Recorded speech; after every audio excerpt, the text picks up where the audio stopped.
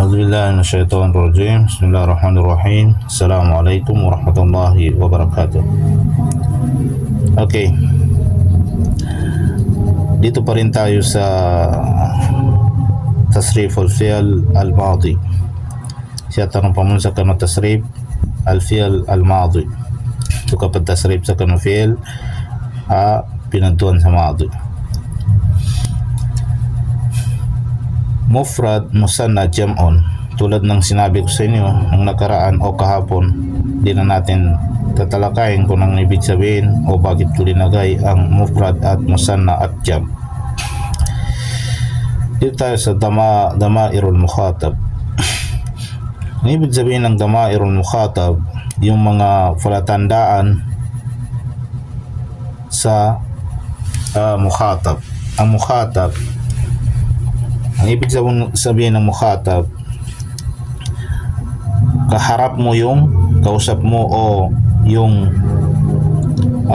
pinagsabihan mo.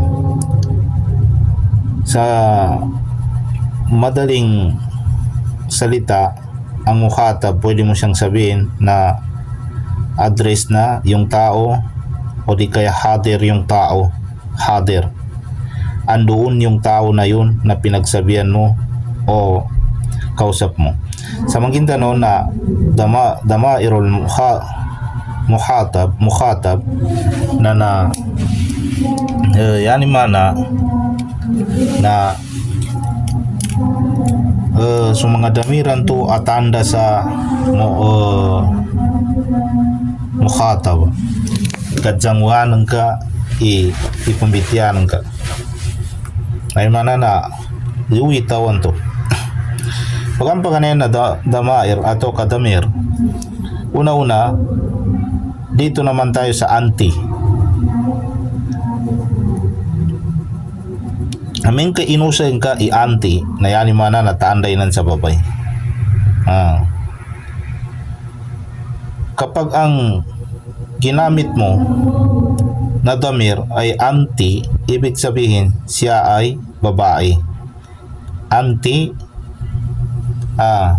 ang ibig sabihin ng anti, ikaw, pero babae ang tinutukoy mo dyan.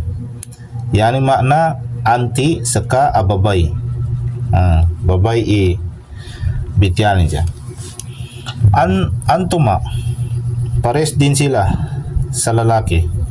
Antuma, kayong dalawa, pero babae pa rin ang pinagsabihan mo dito dahil mukhatab. Ang ibig sabihin ng mukhatab, yun, kaharap mo yung kausap mo. Sa Maguindanao, antuma mes kanudwa. Beda babay, ibityala siya. Antunna sa Tagalog, antunna kayong lahat. Pero mga babae ang damir dito o tinutukoy mo. Antunna na ay mga sa Maguindanao na mes kanu ang mga babay. Ulitin ko itong mga damir na ito, anti, antuma, antuna, sila ay palatandaan sa damairul mukhatab. Sila ay mga damiran to mukhatab, yan yung mga patsangwa, or sila yung mga damair na palatandaan sa ang kausap mo ay kaharap mo. Bali niya ba ang mga damir na siyabi niya pag-usahin sa babae? Itong mga damair na ito ay para sa babae. Ang tinutukoy dito ay babae. O ang pinag-uusapan dito ay babae. Okay. Dito naman tayo sa af'al. Al-muannasul mukhataba. Ang ibig sabihin ng muannasul mukhataba ay ang tinutukoy naman dito ay babae. Ang muannasul mukhataba, babae naman na kaharap mo. Ibig sabihin, babae naman yung pinagsabihan mo dito, mukhatab.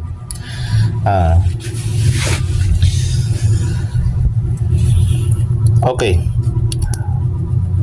Iyatanong mo siya bangagian na muannasul mukhataba, al muannasul mukhataba, yapito muannasul mukhataba na napantag sa babay gadzangwan ng karon ato ka babay ipadaywan ng kanto.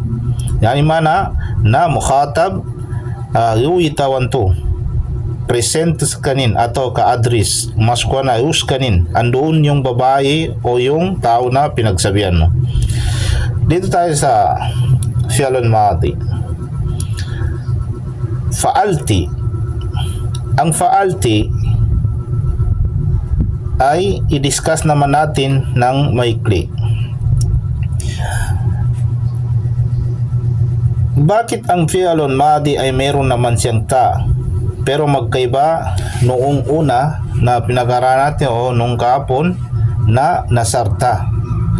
Ang nasarta kahapon, ang ganyang kudlit ay fatha. Pero dito naman ay fa'alti. Ang kanyang kudlit naman dito ay kasra. Yan yung sa Maguindanao na di bawa mo numibalisin. Ang ta dyan ay ta'ul fa'il pa rin siya. Ta'ul fa'il pa rin ang tawag sa kanya dyan. Pero fa'alti dahil babae ang tinutukoy niya dito. Aming kakayanan kapanggamitan ifa'alti na animana na babay ipambitian ng kanan. Kadi kapakayan na sumama subabay na tewan ka sa may fa'alta minggabag ka kaginayani mana na kanamamen to tanda niya ina tanda niya sa babay ta'ul fa'il pon dyan may minggabag ka. Okay, dagka naman ang tao ta ni si Saki na. Okay, fa'alti ang kanyang ibig sabihin ay gumawa ka, pero mas madali na ang pagpigkas natin sa kanyang meaning ay ikaw ay gumawa, ikaw ay nagtrabaho. Bakit ganun? Dahil ang lumalabas na damir dito ay anta. Sa Maguindanon, fa'alti minggabag ka ababay. Yan importante na makapaliwanag ka kuna anti yan to. Tandaan to sa babay patiwanan ka minggabag ka ababay. Okay. Fa'altuma minggabag ka no dua ababay. Yani mana babay patiwanan ka minggabag ka no dua. Sa Tagalog pwede mo naman siyang sabihin o ibigay ang ganang meaning na fa'altuma ang gumawa kayong dalawa o nagtrabaho kayong dalawa, pero mas maganda na ang fa'altuma ay kayong dalawa ay gumawa o kayong dalawa ay nagtrabaho. Fa'altun na siya tanong sa fa'altun na sa Maguindanon namaya minggabag kanu mga babay. Sa Tagalog gumagawa kayo o nagtrabaho kayo. Ang tinutukoy mo dito ay babae, pero mas maganda ang pagpigkas mo sa kanyang meaning fa'altun na ay kayong mga babae ato kayong lahat ay gumagawa o kayong lahat ay nagtrabaho. Pero babae dito, kapag ginamit mo ang fa'altun na, ibig sabihin ang tinutukoy mo dito ay ang mga babae na o maraming babae. Magkaiba namang ang fa'altun na at fa'altum. Okay. Siya tanong. Katabati sa Maguindanao na sinmuat ka. Sinmuat ka. Babay ipatiwanan ka. Sinmuat ka ababay. Sa Tagalog sumulat ka. O mas maganda na ang pagbigkas natin sa kanyang meaning ikaw ay sumulat pero babae.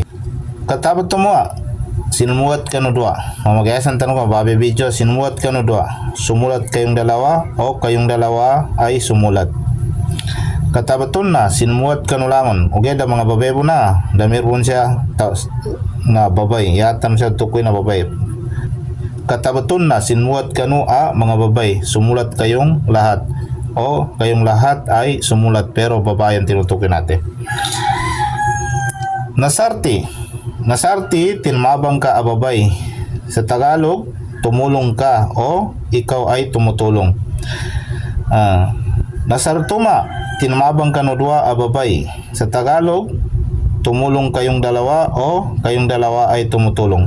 Nasarton na tinmabang ka no ang mga babay. Sa Tagalog na kayong lahat ay tumutulong o tumulong kayo.